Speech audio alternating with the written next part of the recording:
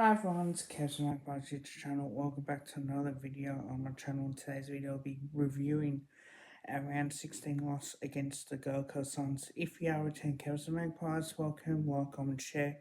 If you're new to the channel, watching for the first time, like, comment, share, and subscribe. Now, clearly, we went down in a probably disappointing performance. Now, I'm not worried at all about this loss. I think it's just sharpens us up a little bit and really does make the Anzac Day rematch clash against the Bombers very interesting as well. So the scoreline reads in a most terrific match 14-17 Arnold won to 13-12 90. Now, I think for this game, Gold Coast jumped us from the start. We fought our way back. We got a couple goals ahead, but the second quarter really let us down in the fact that we only kicked one goal and they kicked 4 goals too. So realistically, they were still kicking well, despite the second and obviously the third quarter when they really got going. But I think for me, the concerns would be the way that Gold Coast is handball through pressure, and it does invite pressure. But one thing they're doing is they're handballing a lot more as well. So it definitely did work. They couldn't beat us as much. But having said that, like, it was a really good game. Now, credit to the Suns actually played really well. But to beat us by 11 points, considering that we came back as well, I think, you can definitely take a lot out of it. Now, one thing for sure, they were 32 points in front, 25 minutes, then 9 seconds in the last quarter. And we weren't in front in that last quarter, but we just couldn't hold on. They had 4 rush behind. We had 3.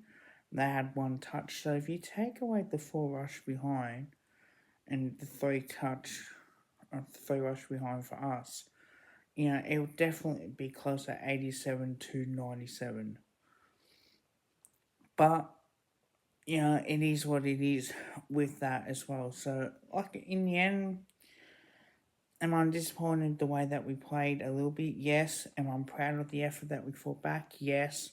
But having said that too, we knew exactly what the opposition's going to be like, and we knew exactly what they're going to do as well.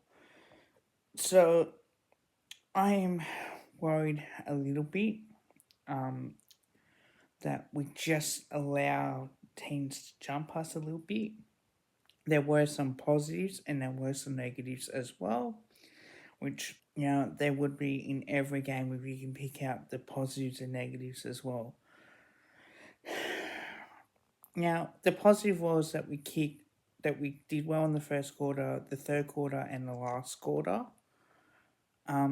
Also, to the positive signs that we had is Nick Dacos having 32 disposals, kicking 2 goals, 1. With that, we had Cameron having 28 hit outs, 16 disposals. Jordan De Goey had 21 disposals, 2 goals, 1 as well. Josh Dacos had 20 disposals. I thought he was sensational as well. And how kicking a goal, which was crucial for us. Lipinski had 21 and Pendlebury had 18 as well. Crisp had 17.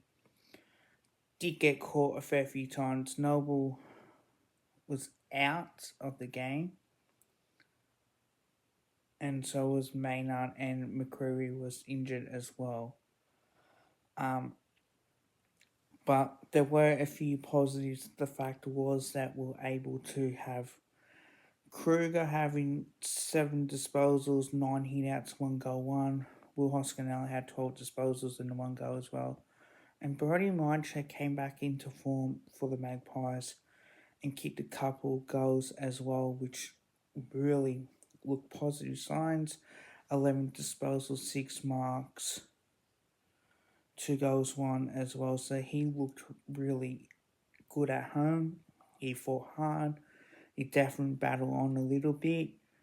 The positive was our ball movement at times were good, which was great.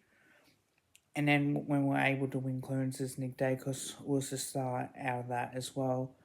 And then the way that we did attack as well. But the negatives were allowing Gold Coast to play their attacking brand of football and play fast footy a little bit, and when they got out the back, and also the fact was our second quarter was worse because they kicked 4 goals too, and that could have been more controllable compared to us, and a little bit in that third quarter where we could have restricted them a little bit, and even our last quarter was a positive because we kept them to 2 goals 6, but at the same time, that could have been the ball game right there as well. So it is a lot of concern. But having said that as well, it's not really the greatest. So 4-3-27 to 4-2-26, and I was thinking at call time, okay, good. Yes, we fought really hard. We fought battle on really well. Okay, that was really good. In the second quarter, 4 goals to 26 to 1-17. That's disappointing. That was the difference. In the end, the second quarter they got going. 4-5-29 to 3-5-23. Again, inaccuracy hurt us a little bit in that third quarter. Not gonna lie, that was disappointing. And then 4-3-27 to 2-6-18. Again, that was the difference. The amount of times that our mistakes cost us as well. The overhandling, the fumbles a little bit. Quayne and Noble a little bit in the back half. You can't afford a fumble. It might be Markov to Quayne as well. So we can't afford to fumble a lot more. That was the issue that we had. But I'll go through the stats because this is where it hurts the most. 400 disposals to 328. 213 kicks to 196. 187 handballs to 132. So they handle a little bit more. 68 inside 50s to 50. Okay, you can accept that. Disposal efficiency 73% to 67%. But from 48%, 33 shots from 68 inside 50s, and that was the efficiency inside 50. To us, 56%, 28 shots from 50 inside 50s as well. 18-17 free kicks. 37-35 the hitouts. Clearances we dominated 39-32 in particular. Centre clearances 12-11 and stoppage clearances 28-20 as well. The contested possessions 137 to 121, 258 to 187 uncontested possessions, 72 turnovers for us to 59. That was the difference. They turned the footy over less. 72 intercepts to 60. And also, don't forget, we had the 48% to 38% time in possession. This quarter, 40% to 39%. And also, the last 10 minutes, 31 to 26%. As well, they took 87 marks to 67, well, we didn't take more marks. 11 marks inside 50 as well. 5-2 contested marks on top of it. As we said, 32 points over front by compared to us too. We dominated the tackles, 72 to 51, 12 to 7 tackles in the 450, 6 to 5 in the bounces, 1%ers, 52 to 39. They were so dominant in that, and 70 to 65 as well. Now, I do like to give credit to the Giants because I thought the Suns, I thought they were really good in the way they played. So you got to give teams credit for when they perform like that. I'm a little bit concerned, but probably the match of we are coming off a bye, so I think that's one thing that we can settle down as well. Apart from that, we'll see how we go next week as well, and I'll do all the previews and all that as well. So, and realistically, I thought the Gold Coast Suns kicking inside 50, Ben King did dominate a little bit as well. But one thing that we did see is that the kicks are dropping short and we weren't reading them really well off the boot. So credit to the Suns, they were able to adjust their kicks a little bit. Darcy Moore had a down game again. We just need a lot more from him in particular. So yeah, look, there were concerns in that quarter. People say that you only play one good quarter. Well, look at our first and third quarter. I thought we did really well. Like, we had a lot more of the footy as well. We were able to go forward. It's just how converting inside 50 was the problem in even that last quarter as well. So let's go through the whole game, and then we'll talk about what happened. So Flanders missed Holman kicked the goal. Ben King kicked the goal. Marcher kicked his first. Ben King kicked his second. Jordan DeGoey missed. Brody Marcher kicked his second. Will Hoskin kicked the goal. A rush behind. Flanders kicked the goal. Kruger missed, which he probably could have kicked a little bit. Probably was tough. Jordan DeGoey kicked the goal, and Sexton missed as well. And that's when I thought, okay, we're in the game. Let's go. A rush behind in that quarter as well for us. That was it. Toot Miller missed a rush behind. Ben Long kicked the goal. Ainsworth missed. David Swaller missed. Lukosius kicked the goal. Ainsworth kicked the goal. Josh Dacos kicked the goal. Bobby Hill missed, which he probably could have kicked. And again, there were a few passages of one of his misses that he could have done a lot better. Instead of trying to go for the banana, he could have center and had other options as well. That was really disappointing. And then Will Graham kicked the goal, leading towards half time and thinking, okay, they looked on here. And, third quarter, we can still come out and play a lot better. Bobby Hill missed, which was unfortunate. Probably could have done a lot better as well. Dacos missed, rushed behind to Collingwood. Nick Dacos kicked a great goal in that third quarter to really got us going. A rush behind to the Suns. Ben King kicked his third. A rush behind. Graham missed. Another rush behind for Collingwood. Ben King kicked his fourth. Lukosius kicked his second. Pendlebury kicked a great goal.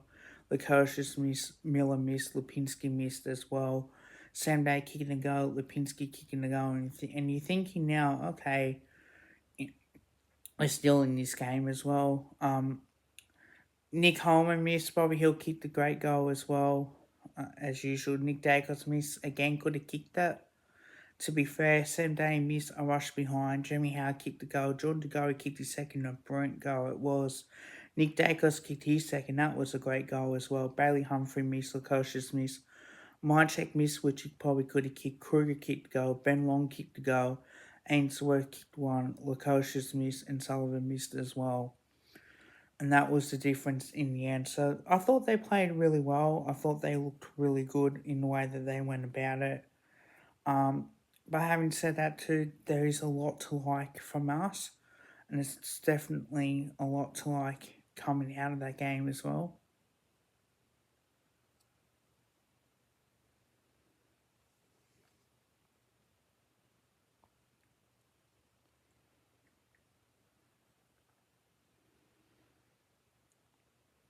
So yeah, it's one thing I will say is that I'm really happy about our performance, and the fact is that I'm proud of that. Now it's just all about turning our attention on to next week.